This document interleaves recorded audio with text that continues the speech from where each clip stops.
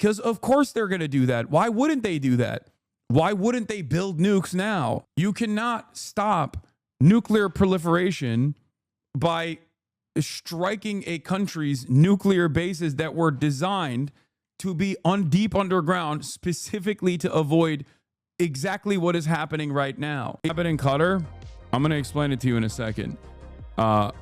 I mean, what happened in Qatar is also is expected. I already said that, judging by what Iran's immediate response, like statements were, that it was going to be a fairly limited, restrained strike once again, which we can talk about tactically, whether it is actually a good, whether it's actually a good move or not. This kind of like restrained response, or whether it's actually is actually going to lead to America no longer is going to change America's calculation here. We'll talk about all of that. I'm messaging from Qatar. We're all safe. We heard loud explosions, saw interceptors in the sky. I know it's really fucked up because all this Middle East stuff, all this like back and forth, all this tit for tat. I got Israeli chatters that are under under the bombs. I mean, they obviously, luckily, have a lot of them have shelters and but I got Iranian chatters that don't have shelters. Iranian chatters that don't have shelters, and now my Oilers, my Qatari Oilers, you know, not the Oilers, dude. All right, let's get started. So obviously there was after the United States entered the war, right, by bombing Israel, there was an inevitability that Iran was going to retaliate, most likely back at Israel, but also the United States of America.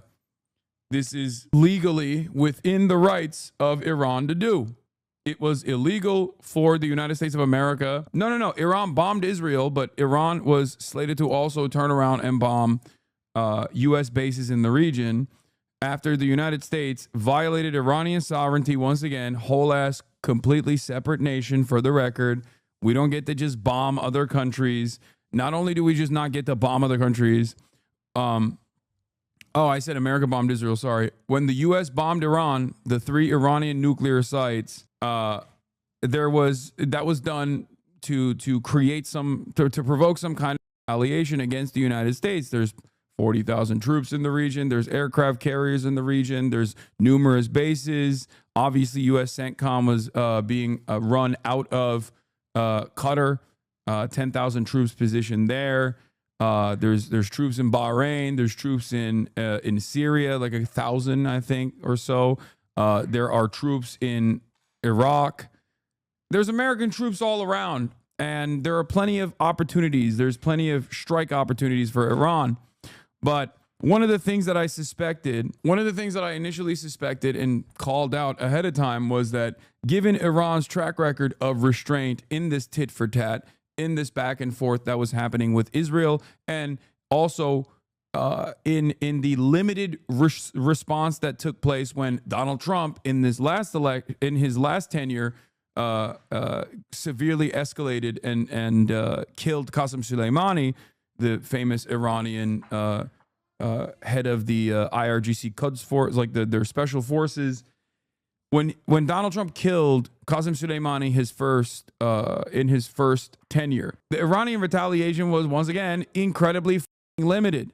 And I think that the generals that were in Trump's ear this time around, on top of like the Israeli influence in this process, because it's pretty obvious that we are now letting Israel guide our foreign policy in the region.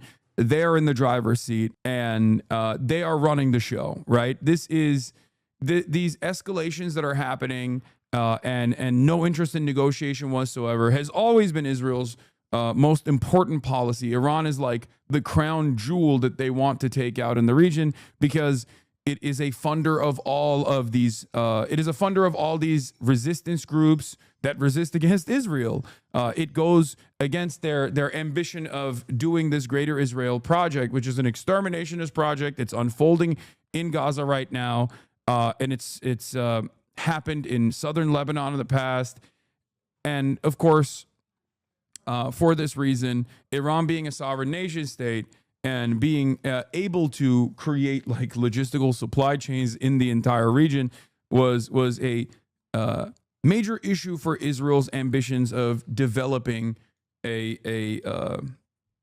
larger state of Israel, that's their goal, right? This obviously is against America's interests in the region as well, because America is aligned with Israel on this. Israel is an extension of American imperialism in the region, and Israel is a forward operating base for the United States of America, as I've said time and time again. It is an unsinkable aircraft carrier. It has its own espionage capabilities. It is it plays a very important role in all of our operations in the Middle East, a resource-rich region that we want to dominate and control. Obviously, considering the entire, considering the other Gulf nation states, Saudi Arabia and Qatar as well, and the UAE and every other Gulf region oil-rich nation state is completely in the pocket of the U.S. empire. Iran is the one that does not play ball. And for a very long time, the goal for America and Israel has been to basically either implement a puppet regime in Iran, as they had done so in the past, or why is everybody freaking out about the way I say Qatar? When America entered this conflict to strike at the nuclear facilities, which is a violation of numerous different international rules that were set in and of itself, because you can't just strike nuclear facilities just because you felt like it. In the midst of a denuclearization negotiation that was taking place, they did so because they were following through on Israel's ambition. Okay, this is Israel's goal. America's goal in the past was to try to use diplomacy against Iran. That was what Barack Obama did. And even in that diplomatic process, there were a lot of sanctions that they implemented on Iran in an effort to bully Iran into submission, to stop their nuclear ambitions dead in its tracks. But it was successful. It gives me no pleasure to report on this, considering that I'm not a big fan of Barack Obama. But Barack Obama's JCPOA agreement was actually a profoundly successful denuclearization agreement. Having said that, however, obviously Donald Trump, the first time when he became president, immediately geared by the hundreds of millions of dollars that he had gotten from the Adelsons, at the time it was Sheldon Adelson, and his close relationship with Benjamin Netanyahu, very quickly turned around and cast aside that denuclearization agreement. Iran still followed the denuclearization agreement, regardless of the fact that Donald Trump had actually cast it aside.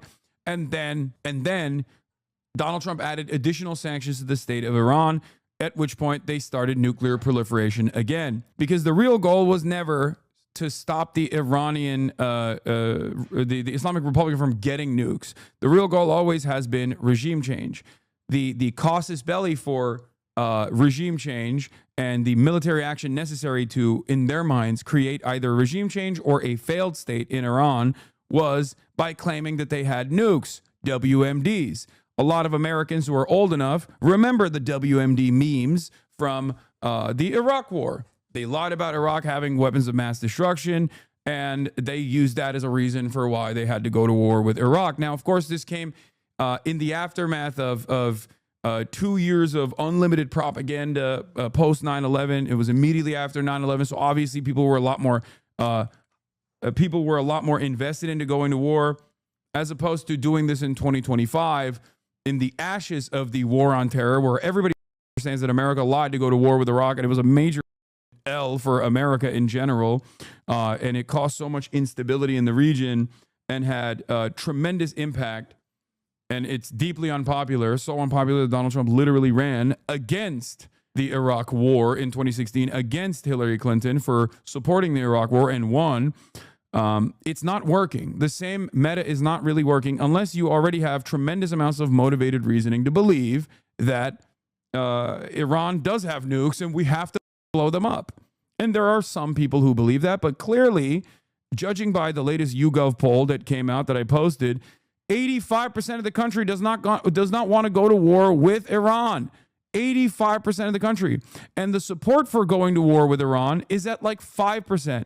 So what's spectacular about everything that has unfolded in this past week has been that, one, Israel is very clearly guiding the Middle Eastern policy at this point. Just they are in charge.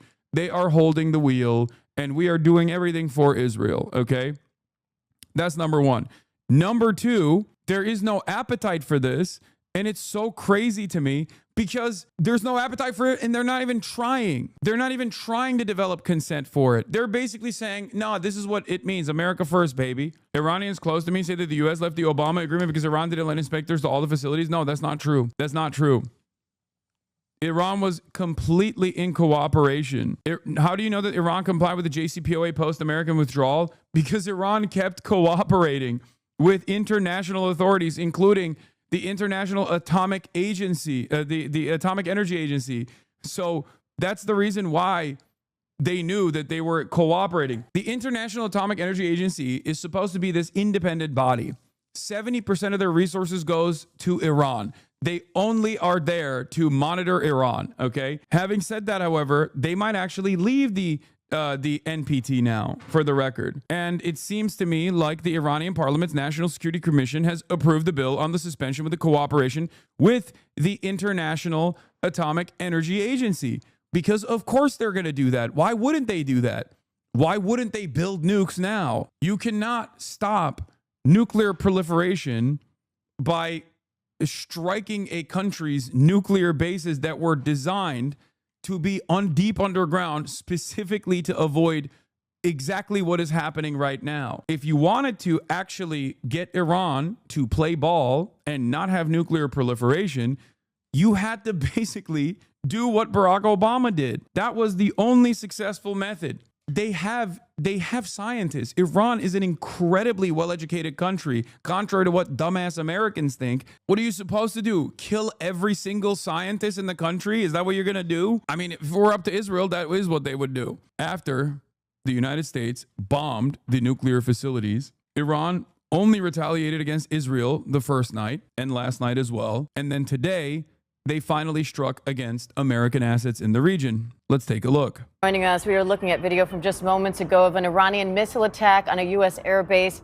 in Qatar. The Qataris have said they've intercepted that attack, but we are, of course, waiting to see and hear of any damage there. This is the largest U.S. airbase in all of the Middle East and has played a critical role in so many different conflicts, including Iraq, Afghanistan, strikes on Syria, and so forth. We are now, again, waiting to see the extent of the damage there, if any, but Qatar has said that they have managed to intercept a lot of that attack, if not all of it. And this could still play a critical role in the region. I want to go back to Colonel Steve Ganyard, who's walking us through a little bit about how this attack was intercepted and the protections at play.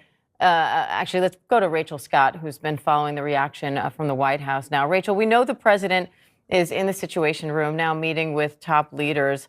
Given this attack was intercepted, if there isn't a lot or any damage for that matter to the base, how much pressure is on President Trump to respond, or could he let this go?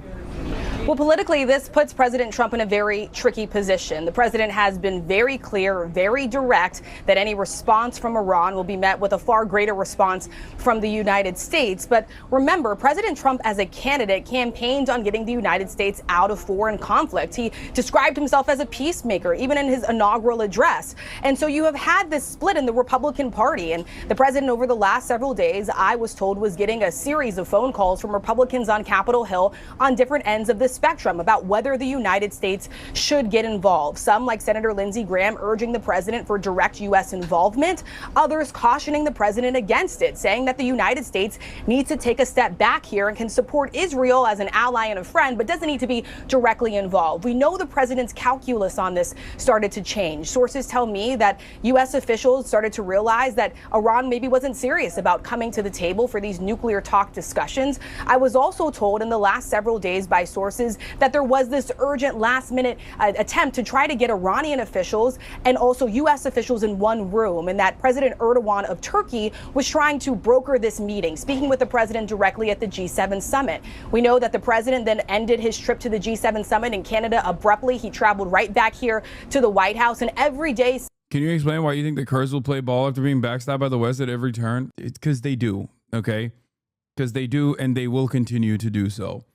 That's it. Since then, he has been meeting with his national security team and his advisors, going over any potential threats to the United States and also the next movements here. But again, the president was very clear about this. In addition to not only warning Iran not to retaliate against the United States, we also heard from the president on social media just yesterday talking about the possibility of regime change. The president saying that it's not politically correct to use that term, but he went on to say that if the Iran supreme leader cannot make Iran great again, why not consider regime change? I had a chance to speak to the White House press secretary earlier today, and I asked her, what did the president exactly mean by that? Is he calling for the United States to get involved to accomplish that? Is he calling for Israel to get involved to accomplish that? Or is he talking about the Iranians? And she was very clear with me that the president was speaking about the Iranian people, saying that it's up to them to decide if they want to rise up to tackle that regime if they don't come to the table for diplomacy. Diane. Rachel, thank you. Andy, and I want to go back to you because we're now hearing the first reaction from Israel to this attack. Yeah, that's right. This was a spokesman for the chief spokesman for the Israeli Defense Forces, Effi Defrin, General Effi Defrin.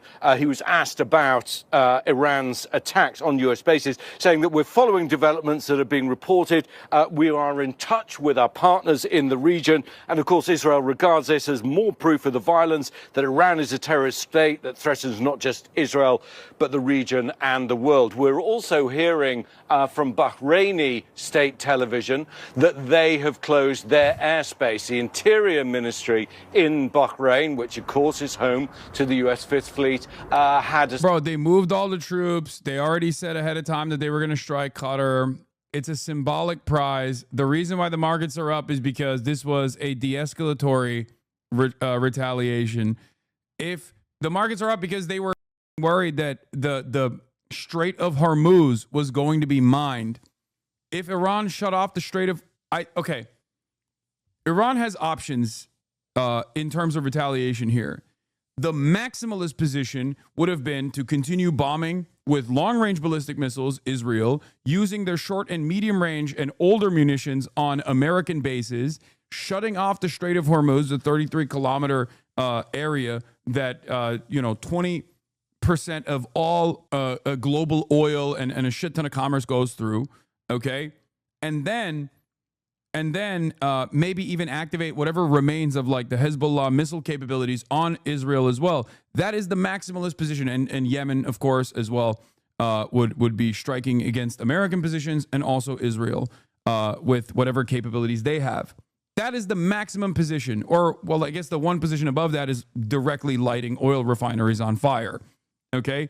This, of course, would have made it this would have, of course, nuke global trade in its entirety, right? So that was the maximum retaliation. And any other part of that, any component that you remove from that is going to be obviously less severe. This right here, what they did was basically the most limited version where you save face. It's like a save face counterattack. Because you have to do something because you're a nation state. You're a proud nation state. You're a nation state that has an interest in like defending your own national sovereignty. You have to retaliate. Okay. And the retaliation was largely symbolic. The retaliation was largely symbolic. It's not a real deterrence at all, considering that Israel has refused to back down from the largely symbolic retaliations that Iran has engaged in so far. And America obviously is the top dog in the region. And I said that they were most likely going to eat it. They were going to tank the damage. They were going to say the facilities were not that damaged. There's not a state of disrepair. You only gave us a little bruise. It's fine. And we will continue to try and retaliate through legal options that we have, with the hopes that they can get away, and America will actually come back to the bargaining table and negotiate, and maybe even leave Iran alone. I don't think that's going to happen. I don't think that this is in America's plan. I think this is certainly not in Israel's plan. Israel's made that clear. So I do think this is most likely a mistake, but we shall see. As I suspected, the generals who were in Trump's ear about how this at most would resemble the post-Soleimani assassination retaliation may have been correct, significantly limited, even if the target is a higher price symbolically. 3 Iranian officials familiar with the plans said that Iran gave advance notice to Qatari officials that attacks were coming as a way to minimize casualties. The officials said Iran symbolically needed to strike back at the U.S., but at the same time carry it out in a way that allowed all sides an exit ramp. They described it as similar strategy to 2020 when Iran gave Iraq heads up before firing ballistic missiles at an American base in Iraq following the assassination of its top general. Iran also said, according to the Associated Press, that the missile barrage on Qatar was the same number of bombs used by the U.S. on its nuclear sites, signaling a likely desire to de-escalate. The problem here is this is not in Israel's plan. Israel very clearly does not want de-escalation. Israel very clearly does not want the Iranian state to exist. All you are doing at this stage is basically telling the powers in the region that they can do whatever the they want to you as they're doing it to you. Okay, they can do whatever they want to you, and you're never actually going to make them recalculate this decision. Israel has time and time again proven to every country that is paying attention in its neighborhood, in its backyard, that the only way that Israel stands down is if they are forced to stand down, if the cost is too much. Lebanon is the best example of this, of course. Israel invades Lebanon, Hezbollah pushes them back, too many troops die, too many Israeli occupying force, diaper force troops die, they have to recalculate, they have to inevitably pull out, okay? Israel has never, ever backed away, unless America told them to. Israel has never backed away from further military incursion and further land grabs unless they are forced to stand down. Okay? Hassan, given your accurate calls on geopolitics, you should be trading oil. Yeah, I'm going to not do that, I think. Sorry if you already said. When did the Iran striking U.S. base happen? I just got here. It happened this morning. Iran this morning or last night struck Israel again. And then this morning, Iran struck Bahrain and Qatar and I think Iraq as well. Like they struck U.S. bases in the region, basically. Essentially issued an order advising people to stay at home. Now, no indications that anything has happened there, but it's just worth reiterating that the concerns about what just happened in Qatar are not just felt in that country, but I think throughout the Gulf region. But again, just to be very clear, we need to know whether any of these got through. A U.S. official speaking to ABC News has essentially said that the Qataris and the Americans were involved in the shoot-downs. They're also saying that they don't think any of those projectiles landed in Al Udeid Air Base. Interestingly, Press TV, which is the pro-Iranian or Iranian government television, is claiming that they did land there, but no evidence of that. And what more are you hearing about the way these missiles were intercepted? Well, again, this has come from U.S. officials. We know that the Qataris have basically U.S. Air defense systems, and of course the U.S. base at Al Udeid has them as well. And are other assets in the region as protected as this air base is, or are they more vulnerable? Well, this is an extraordinarily protected air base because this is the nerve center, as we've been. Yeah, the base in Qatar is a U.S. CENTCOM. Like that is where their operations are being conducted.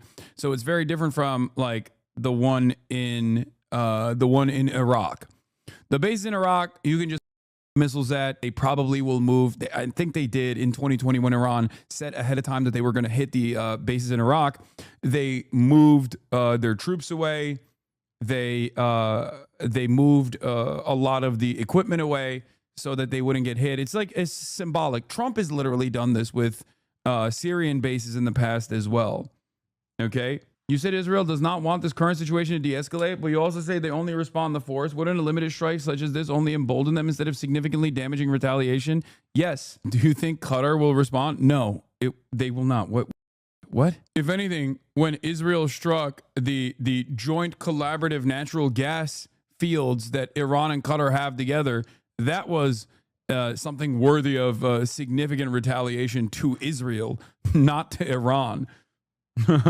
No. So no, they're not going to. I don't think they're going to respond to Iran. This is not about Qatar anyway. This is about America. The real question is, will America respond? But as I said, judging by what Iran has done thus far, both in 2020 and also in the tit for tat back and forth, Operation True Promise 1, Operation True Promise 2, and now even Operation True Promise 3 between Iran and Israel, I said that their response was going to be an off-ramp, and it seems to be the case. Now, will America take this as an opportunity to actually back off from Iran? Will they? I don't think so, because I think that America has completely given the command structure to Israel at this point. You have the horniest, most violent generals possible in Trump's ear. And also on top of that, you got constant phone calls coming in from Israel that actually sully whatever kind of negotiation process that Trump might have actually been working on. And please stop fangirling over the IR. There is no, you can't be a 15-month subscriber and assume that I am in any way, shape, or form fangirling over the Islamic Republic. Okay, you have to be a real delusional weirdo to assume that any of the things that I've said thus far is fangirling over the Islamic Republic. Why is American foreign policy so black and white? Everybody wants stupid ass Marvel terminology. I am trying to explain to you what the motivations of foreign countries are. Okay, do you think I like the Islamic Republic's domestic policies? Do you think I think that's good? I don't even think that their ambition in the development of the axis of resistance against America and Israel is even born out of a real desire to liberate the Palestinians. I just think that they're doing that specifically so they can, at the very least, have some kind of retaliatory measure in place when America does like this. When Israel does shit like this, it's pure survival. I don't think that, and I won't say this about Yemen. I do think that Yemen does legitimately care about the Palestinian plight. I think even the most like pro-Saudi Yemen puppet leader still was like pro-Palestine. Okay, that is different. But outside of that, and you can see it in their actions as well within the Ansar Allah movement too. But outside of that, like there is no real emancipatory ambition here for Iran with respect to the Palestinians either. They're just doing this because this is how state politics are played out in the region. Does not mean that I'm in defense. I'm saying like all of my loyalties are with the Islamic Republic. I think you're wrong. Israel and the U.S. wouldn't need to do shit like this if Iran did not support Palestinian emancipation. No, Iran's support for Palestinian emancipation is also strategic. Please understand. Palestinians are the indigenous population there. It is the easiest way to strike devastating blows at the Zionist enterprise. There is already a built-in nationalist emancipatory movement there. All you need to do is somehow get them weapons and training, and then they will constantly be an ever-present threat to whatever kind of ambitions Israel might have in the region. I don't get it. It seems like Trump is lying. Iran is lying. First of all, every state lies. Every state lies. There is not a single state that is honest. What are you talking about? You have to look at what they're... I am not like a Mersheimer style international relations analyst that looks at this from realpolitik terms, okay? But that is a better assessment than the way that that is still a better assessment than the way Americans approach this, which is good-bad dynamics, weirdly enough. It's just completely made up. Oh, our guys are good, our enemies are bad, we have to do everything we can and do evil, actually, and it's totally warranted and perfectly acceptable to do all this evil to our enemies because they are bad. In any case, Iran's Khamenei says, we didn't aggress anyone and we will not accept any aggression from anyone under any circumstances. Not that it's all too meaningful. Let's continue with talking this report. about for U.S. Central Command. So we know that the attacks on the Iranian nuclear facilities, the flights would have been coordinated out of this base. So it's a very, very critical base. And of course, they don't speak to the security of other bases, but you can guess that this one is probably better protected than others. And that does raise concerns for other spots throughout the region. And we are just hearing, Diane, that there have not been any impacts with this attack in Qatar. We are hearing that they are not tracking casualties at this time. So certainly, I think many people are breathing a sigh of relief because the hope is that this will be contained and will not escalate further. But again, as everybody likes to say, the enemy does have a vote in that. And we don't, we have to wait and see how the Iranians calculate all of this, Diane. And Rachel, of course, there are lives at stake. There's national security at stake. There's also money at stake here, particularly when it comes to oil and gas prices. How concerned is the White House about that? Well, it's something that the White House is obviously keeping in mind and folding into their calculus as they're evaluating this ongoing situation and also tensions in the Middle East. But of course, the primary focus from the president and the administration is keeping American lives safe. And so the fact that the target here was our troops, our air base, that could possibly prompt a very sharp response from the president if he decides to move forward. And after warning consistently and repeatedly against retaliation, it does put the ball now in the court of the United States to decide how forceful they want to respond, also possibly knowing that Iran could respond again. And this is the type for tit for tat that many Republican lawmakers and even some Democrats warned the president against. Yes, while the president has been adamant that he does not want to see Iran have any nuclear program or nuclear weapon, at the same time, there was that campaign promise that he was going to be the mediator, that he was going to be the peacemaker as well. And of course, Diane, I will tell you, all of this comes amid ongoing questions about just how much damage the United States was actually able to do to Iran's nuclear facilities. We heard from the president saying that they were totally and completely obliterated. Yeah, the other thing that I talked about earlier is that there is very limited success to how much damage that they've actually been able to put on the facilities themselves, especially considering that Iran had already, prior to the strike, a week prior to the strike, had already talked about how they had moved their enriched uranium, which is not that massive of a stockpile to begin with, that you can easily move around, to a secret facility, or to numerous secret facilities, as a matter of fact. So this is by America's estimation, they can just use that as another reason to continue striking Iran, or to let Israel continue striking Iran, to be like, oh, well, I guess we didn't actually thwart their nuclear ambition, so we just have to go back to it. Because the ultimate goal, once again, is not the nukes. Iran does not have nukes. The ultimate goal here is to destabilize Iran. It's regime change. That's precisely the reason why they went from, oh, we don't want to do regime change. Our war is not with the Iranians. It's just with the nuclear program to make Iran great again. That's what Trump said yesterday. He's moving rapidly through the talking points, seemingly with no real interest of maintaining any kind of consistency whatsoever. They don't care.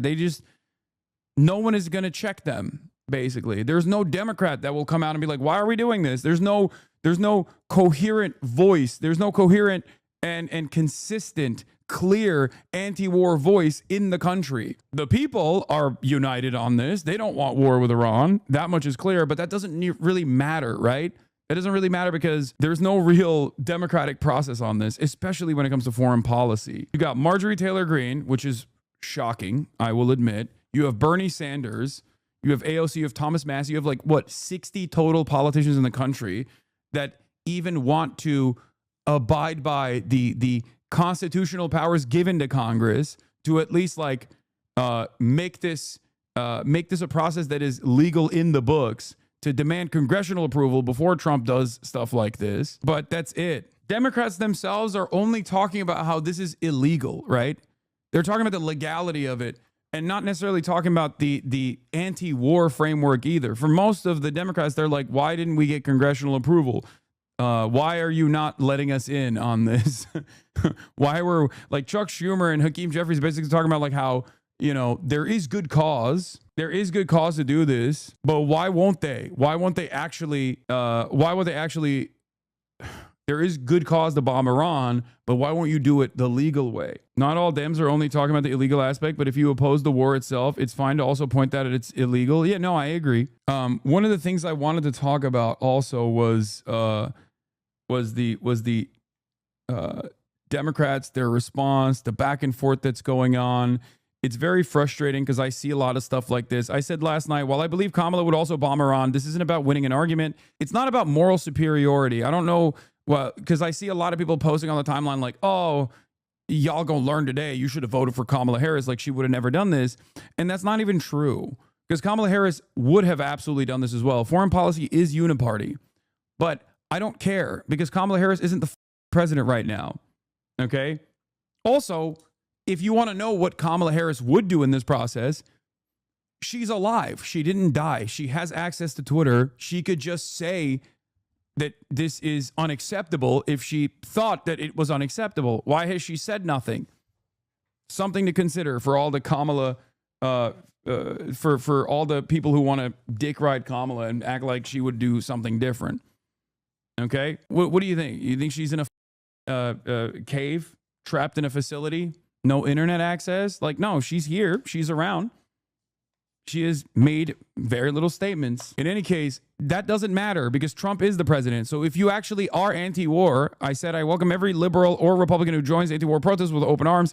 Every dollar spent on weapons to kill children overseas should be spent on our children's education, food, healthcare, and housing. Okay? And this person goes, yes, the candidate from the party that championed the JCPOA to end Iran's nuclear program and campaigned on bringing it back would have bombed Iran too. Leftists have actually become so dense as concrete, they can't stand it anymore. Dog, I don't know if you know this, but the vice president at the time when the JCPOA was implemented became the president. Did you know that? Joe Biden, who was vice president when Barack Obama did the JCPOA, which I always give Barack Obama props for, by the way. One of the few things that he did in terms of foreign policy that was actually good.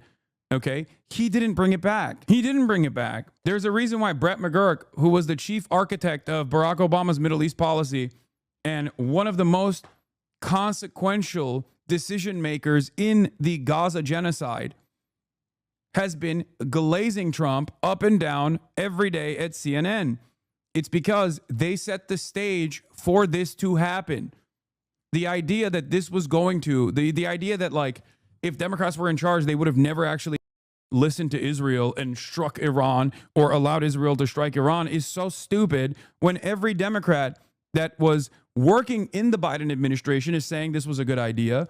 And all of the establishment Democrats are basically only complaining that they were not informed on this, even though they keep saying that the cause, the reason for attacking Iran is actually just manufacturing consent for going to war with Iran. These guys are just trying to do propaganda for a party that is actively communicating the opposite thing that they believe should be the case. I don't understand it. I don't know where this comes from. Like, I think this is a silly way to approach the subject because I think you're like a little embarrassed.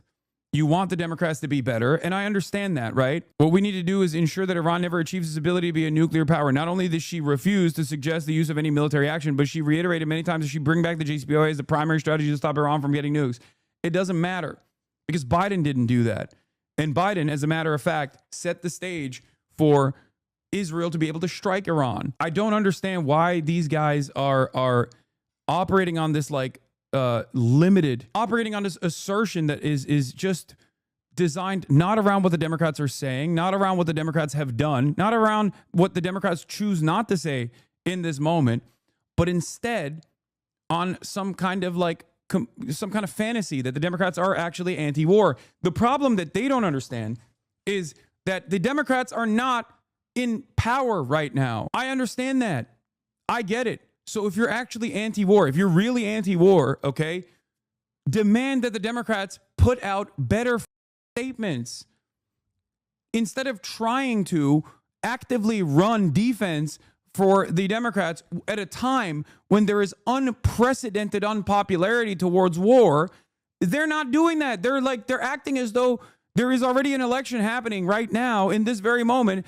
And they're literally doing the same thing that they did with Kamala Harris. Instead of demanding that Kamala Harris actually communicate her policies during the election cycle that took place just now, they would just defend Kamala Harris's policies that she wasn't even advocating for. I don't understand why you would do that. Don't you think it's a much more productive use of your time to tell your elected representatives that they should take a stronger anti-war position? Don't you feel like that would allow them to look good? Even from a purely cynical, cold and calculated perspective. Here's what the Dem leader Hakeem Jeffries is doing right now. Asked if he supports the Ro Khanna War Powers Resolution. Haven't taken a look at it. And, ContraPoints posted some stuff. If the Dems won, Libs would be at brunch right now, blah, blah, blah, blah, blah. I don't really care about the back and forth between like leftists being like Kamala Harris would be so much worse or Kamala Harris would be just as bad, unless you're making a point about how we have to demand more from our elected representatives on the Democratic Party side. Okay? Unless that is your goal. Anyway, I said, I don't think it's far-fetched to listen to what Kamala has said on Iran or Israel and what she's chosen not to say post-election as the Dems' current leadership refuses to use the 85-5 issue of going to war with Iran to their advantage, even in a calculated, cynical, and partisan way. ContraPoint's response, she supported the JCPOA. There's no way she would have ordered a preemptive strike like this without congressional approval. She's far from perfect, obviously, but the assertion that she's no different from Trump on this is self-soothing leftist cope. There's no way she would have ordered a preemptive strike like this without congressional approval. Is it the congressional approval that's the problem? Or is it the preemptive strike on Iran the problem? Homie can't math? No, it's 85-5 because it's literally 85-5 and the 10% is unsure. 85% says no war with Iran. 5% says yes to war with Iran. 10% is unsure about war with Iran. The idea that the Democrats would also, the idea that the real issue here is that Kamala Harris would at least get congressional approval is silly. That's not the real problem. The real problem here is that we're striking Iran at all. Qatar is talking about a response. And there were no here on Al Jazeera or casualties. The escalation will continue in the region will only result in threatening the peace and stability not only in this region but in the whole world. As a result, all parties have no choice, and all the countries of the region has no choice but to go back to the peaceful means, to go back to the negotiation table, and also to go back to looking for peace for all our nations. Qatar has warned several times from the escalation of the actions of Israel in the region and those irresponsible behaviors that are being adopted, and we are now seeing the results and the consequences in our region. As far as preparedness is concerned, since the ongoing and increasing threats of, given that we have U.S. bases in our region, Qatar has taken all the needed precautions. That's why this attack was intercepted and failed. We consider this attack as being surprising given the stances of Qatar that has always pledged for good neighboring and its mediation role for solving all the conflicts and crises. The state of Qatar was and will remain, with the grace of God, a believer in the peace choice and will continue to play a vital role in this mediation throughout the world, and will never stop, or no action will hinder this role, and we will continue to play this role in our region and the whole world. This reminds us to thank the stances and reactions of all the sisterly countries and regional countries that supported the state of Qatar within the framework of this attack. And we thank them for this reaction and for their stance, given what Qatar has been subjected to. We would like to reassure our citizens and residents that the situation in Qatar is back to normal and life is going back to normal as we speak, without any threat to mention after that we were able to intercept this attack.